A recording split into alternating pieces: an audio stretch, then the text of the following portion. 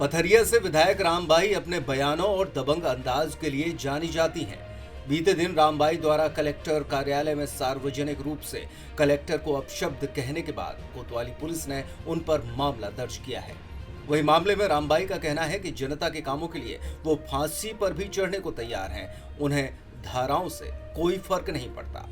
तो जो हुई है सो देख लें, फांसी तो चढ़ा नहीं रहा है, और चढ़ रही हुई है फांसी तो बावी चढ़ जाए जनता के हित के लाने। शुक्रवार को कलेक्टर से मिलने पहुंची पथरिया विधायक रामबाई आपा खो बैठी थी। उन्होंने कलेक्टर एस कृष्ण चैतन्य को सार्वजनिक रूप से अपशब्द कह डाले थे। इसके बाद अधिकारियों और कर्मचारियों ने एक आपात बैठक बुलाकर रामबाई के खिलाफ मामला दर्ज करने की मांग करते हुए एसपी को ज्ञापन दिया था।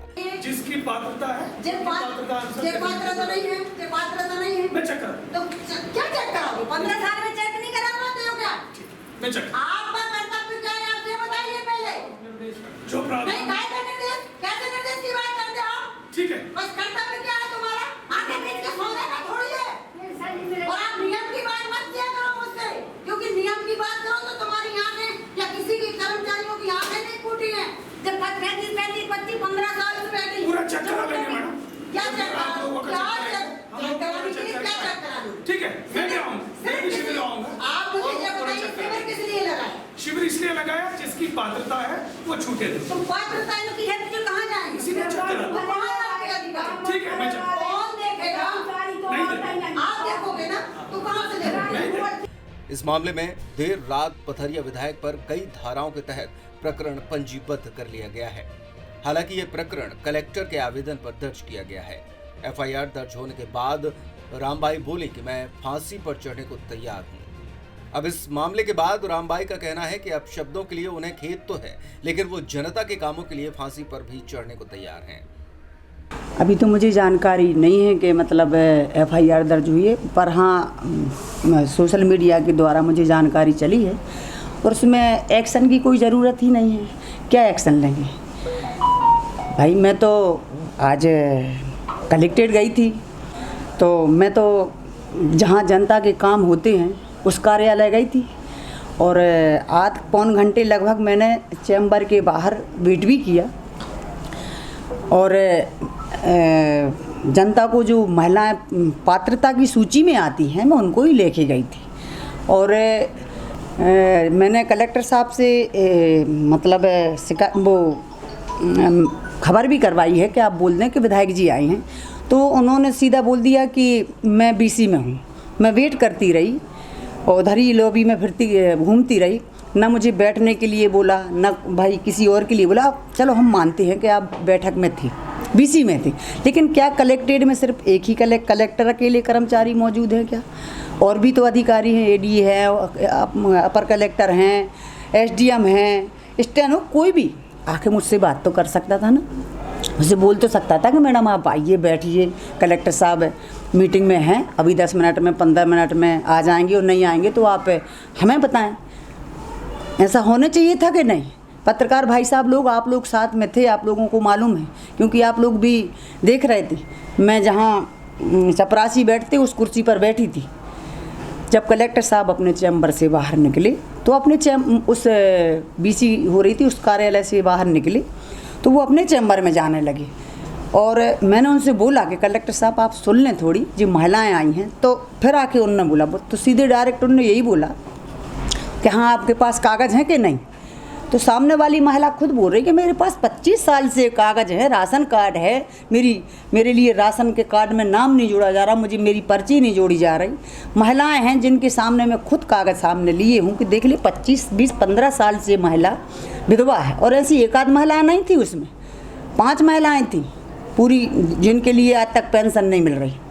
तो मैं सिर्फ जनता के हित के लिए गई थी और जहाँ हमारे आज प्रदेश के मुखिया माननीय शिवराज सिंह जी इतनी मेहनत कर रहे हैं कि गरीबों को इसका लाभ मिलने चाहिए, जो सरकारी योजनाएं हैं, इसलिए शिविर लगाए। लेकिन शिविर लगे तो हैं, लेकिन शिविर का में कौन से अधिकारी है, कौन से कर्मचारी मौजूद हैं, ये तो जानकारी मतलब जनता को होनी चाहिए। जिसे भाई सरपंच सचिव तो रोज़ मिलते हैं, वो तो शिविर ही लगाने थे। अगर ये करना था तो ज़रूरत क्या थी शिविर की? तो मैं जनता के काम के लिए गई थी, मैं किसी चैम्बर के अंदर नहीं घुसी ना मैंने उनके दस्तावेज को छेड़छाड़ की, ना मैंने कोई उनके शासकीय काम में वादा की। अगर ऐसा होता तो मैं वेट नहीं करती आध घंटे में घूमती रही उधर। जब वो निकले हैं चैम्बर के बाहर तब मैंने उनसे बात की है और मैंने जनता के हित के लिए बात की है। जनता के हित के लिए मैं लड़ती हूँ, जनता के हित के लिए मैं लड़ती रही हूँ और आगे भी लड़ूंगी। देखिए, शासकीय कार्य पे जो बाधा डालने की मुझ पर धारा लगाई है, वीडियो है सामने, 2 वीडियो हैं, पूरे पत्रकार भाइयों के पास वीडियो हैं। मैं तो लॉबी में टहलती रही, मैं तो अंदर गई भी नहीं हूँ कि अगर उनके कागज़ चाहिए हो, उनकी कोई कलम छुई हो, कोई कलम हाथ पकड़ा हो उनका। भाई एक कोई भी व्यक्ति है, कलेक्टर का मतलब होता है, मैं कलेक्टर की पद की गरिमा भी करती हूँ। ऐसा नहीं कि मैं आज तक, आप लोग बताइए, इतने कर्मचारी अधिकारी कोई रहे हैं, कभी ऐसा हुआ है? मैंने कर्मचारियों की लड़ाई लड़ी है, कर्मचारियों के मुद्दों को मैंने विधानसभा तक पहुँचाया है। कर्मचारियों को, कुछ ऐसे कर्मचारी रहे जिनको मैंने उनका हक दिलवाया है। मैं कब पर कर्मचारी अधिकारियों के विरोध में रही? कभी रही हूँ आज तक? और मैं अपनी प्रॉपर्टी के लिए या किसी और के लिए नहीं गई थी, मैं महिलाओं के लिए गई थी। मैं शिवराज सिंह जी की जो मंशा है, हमारे प्रदेश के मुखिया की, उनकी चिंता जो है उसके लिए मैं गई थी। मैं कोई ऐसे काम के लिए नहीं गई थी कि अपने लिए। और आज तक मैंने किसी अधिकारी कर्मचारी के लिए ऐसा कभी हुआ हो? हाँ, जनता के हित के लिए डांटा है, डपटा है, वो मेरा कर्तव्य है। आज मैं 1 लाख जनता की प्रतिनिधित्व कर रही हूँ। 1 लाख जनता का परिवार मुझ पर भरोसा करता है, मैं उनके कामों को लेके मैं जाऊँगी नहीं। मैं भरोसा, जनता ने मुझ पर भरोसा किया है, मैं उनके कामों को नहीं बोलूँगी, करूँगी नहीं उनके काम के लिए। सबका कर्तव्य है, मेरा कर्तव्य है, मैं जनप्रतिनिधि हूँ, मेरा कर्तव्य है कि मैं जो जनता को लाभ नहीं मिल रहा है उस जनता का काम अधिकारियों तक भेजूँ, बताऊँ कि ये इनके काम हैं, आप करिए। और वो मुकरेंगे तो फिर मैं क्या करूँगी? देखिए, जमानत तो जो गैर जमानती धारा लगी है, हमें धारा माराओं की टेंशन नहीं रहती है, ईशा नहीं रहती है कि आज से बहुत समय पहले से झूठी धाराएं हम पर लगती आई हैं। झूठी धारा में आज हमारे परिवार बंद है, पति हैं, देवर हैं, ठीक है, और हम पे भी कई ST SC की झूठी धारा लगवाई हैं और आज भी लग रही हैं। तो जो हुई है सो देख लें, फांसी तो चढ़ नहीं रहा, और चढ़ रही हुई है फांसी तो बावी चढ़ जाए जनता के हित के लाने। जनता के हित वाली बात है तो फांसी भी चढ़ जाए, लेकिन जो सिस्टम हम है जनता के प्रति लड़वे के लाने, वो हम लड़ हैं, अधिकारियों से हो चाहे कोई से।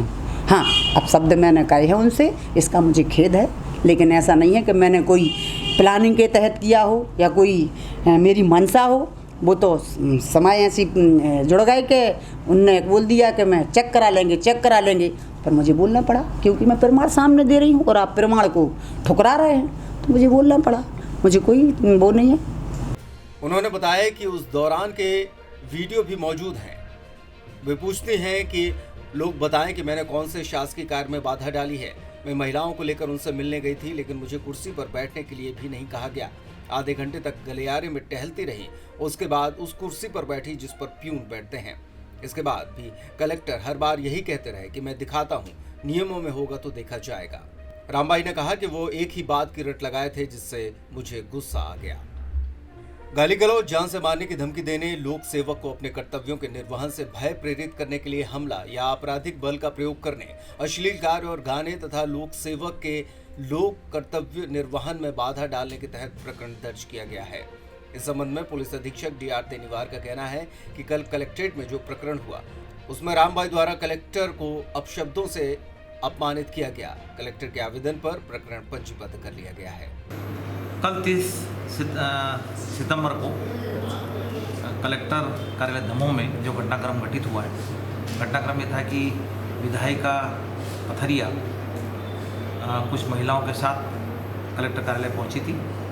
कलेक्टर साहब के समक्ष बात रखी जा रही थी। उसी दौरान, बातचीत के दौरान, विधायिका पथरिया द्वारा कलेक्टर के साथ अमर्यादित भाषा का जो कार्य किया है, इसके संबंध में कलेक्टर साहब की रिपोर्ट के आधार पर थाना कोतवाली में 353, 294,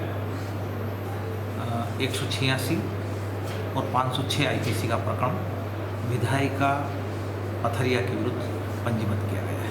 प्रकरण की विवेचना की जा रही है। सर, ये FIR किसके द्वारा कराई गई है? ये FIR मूल जो है कलेक्टर साहब के साथ घटना घटित हुई थी, उनके साथ अमर्यादित आचरण किया गया था। इस कारण से कलेक्टर साहब ही इसमें फरियादी है। सर अब इसमें क्या कार्रवाई की जाएगी, चूंकि एक धारा गैर जमानती है तो क्या गिरफ्तारी होगी विधायक की? विवेचना की जा रही है और इस संपूर्ण प्रकरण में नियमानुसार ही विधि संगत कार्रवाई। सर इसमें नामजद एफआईआर है, क्योंकि आपने अभी बोला कि विधायिका के विरुद्ध। बिल्कुल नामजद एफआईआर है। विधायिका महोदया जो है पथरिया श्रीमती रामबाई परिहार है, उनके विरुद्ध ही नामजद एफआईआर है, उनके विरुद्ध ही प्रकरण है और उनके विरुद्ध इस प्रकरण में बिल्कुल विधि संगत वैधानिक कार्रवाई पुलिस के द्वारा की जाएगी।